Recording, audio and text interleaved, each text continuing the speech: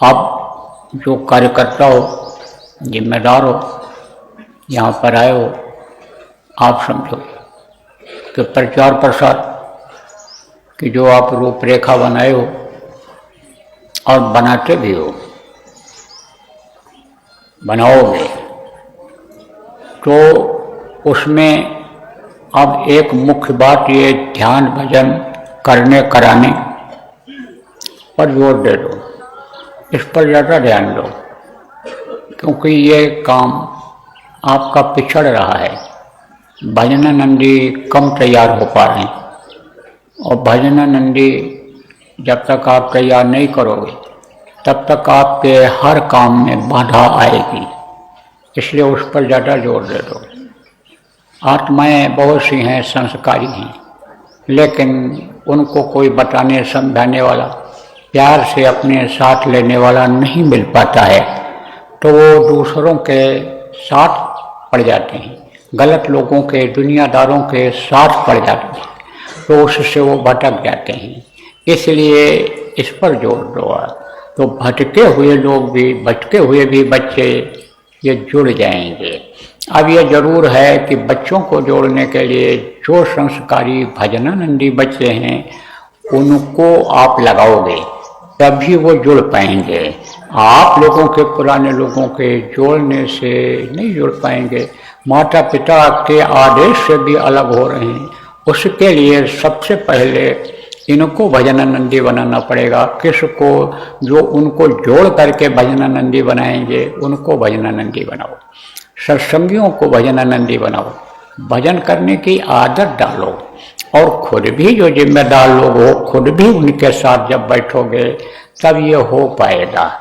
नहीं तो लोग यही समझ लेते हैं कि मुंह से कुछ बोलते हैं, मन में कुछ रहता है और मन के हिसाब से करते हैं, तब प्रभाव आपका नहीं पड़ता है, असर आपका नहीं पड़ता है। इसलिए खुद भी करो, उनको भी कराओगे, तब प्रेमियों बात बनेगी। तो इसकी रूपरेखा आप बनाओ, कैसे भी बनाओ। आप साधना शिविर लगाओ, आप साधना शिविर लगाते हो, लेकिन वो कामयाब नहीं होती है। क्यों कामयाब नहीं होती है? इसलिए कि जैसे आपने जिला स्तर पर शिविर लगा दिया, आपने तहसील स्तर पर लगा दिया, वहाँ लोग पहुँच नहीं पाते हैं।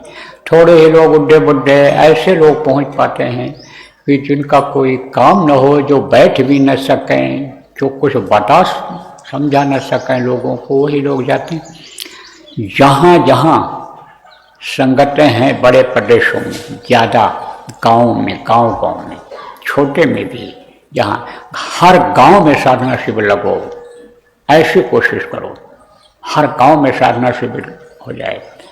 ये व्यवस्था आप बनाओ। ये व्यवस्था कैसे बनेगी?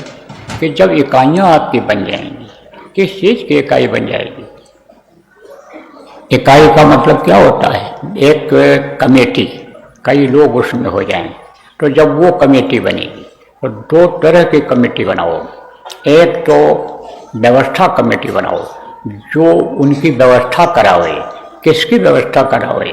आपके समझो कहाँ साधना शिविर लगेगी, किस जगह पर एकांत मिलेगा, कौन बुला करके लोगों को लाएगा, कौन साधना के बारे में कुछ बताएगा, समझाएगा, लोगों के अंदर चाव पैदा करेगा, लोगों के अंदर प्रेम जगाएगा गुरु से, प्रभु से।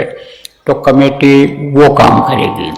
और एक समझो आपकी अनुशासन और निगरानी कमेटी रहेगी। दो कमेटियां बनाओ। जहाँ बड़ा गांव है, जहाँ ज़्यादा लोग हैं, वहाँ 10 आदमी जोड़ दो।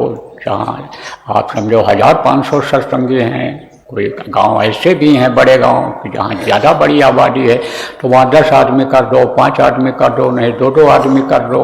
इस तरह के तो वो अनुशासन उसको भी देखते रहें कि भाई संगत की रीति नीति के मुताबिक कोई चल रहा है कि नहीं चल रहा है। केवल यहाँ आकर के लोगों के बीच में 2 घंटा 3 घंटा बैठ करके लोगों में विश्वास पैदा करके ठगी कर रहा है, या घर में घुस करके बहन बेटियों से अन्य संबंध बना रहा है, प्रेम बना रहा है, तो वो अनुशासन कमेटी रहे।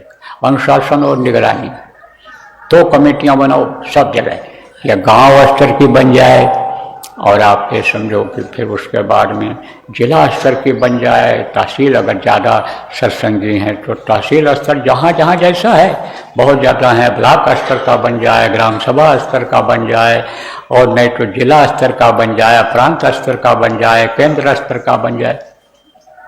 तो आप लोग मिलकर के आज गोष्ठी करो, मीटिंग करो और इसकी योजना बनाओ, और ये बन जाए तो चीज़। दो कमेटी बनाओ, एक व्यवस्था कमेटी बनाओ, एक अनुशासन निगरानी कमेटी बनाओ। उसमें जहाँ जैसी व्यवस्था है, चाहे आश्रम हो, मुख्य आश्रम उज्जैन हो, चाहे आपके और भी आश्रम हैं वहाँ हो, छोटे बड़े जैसे हैं उनकी व्यवस्था बन जाए।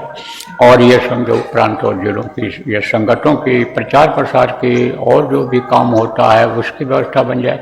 ये काम करो, उससे आपका यानी समझो साधना शिविर भी चल जाएगा, प्रचार भी हो जाएगा, भाव भक्ति भी बढ़ जाएगी, लोगों में माहौल बदल जाएगा, बिगड़े हुए जो लड़के हैं, लोग जो बिगड़ रहे हैं उनमें भी ज्ञान हो जाएगा, वो भी सुधरेंगे। तो ये फार्मूला समझ में आ रहा है, इसको लागू करो तो गुरु महाराज की दया इसमें हो जाएगी। हमको तो पूरा विश्वास है।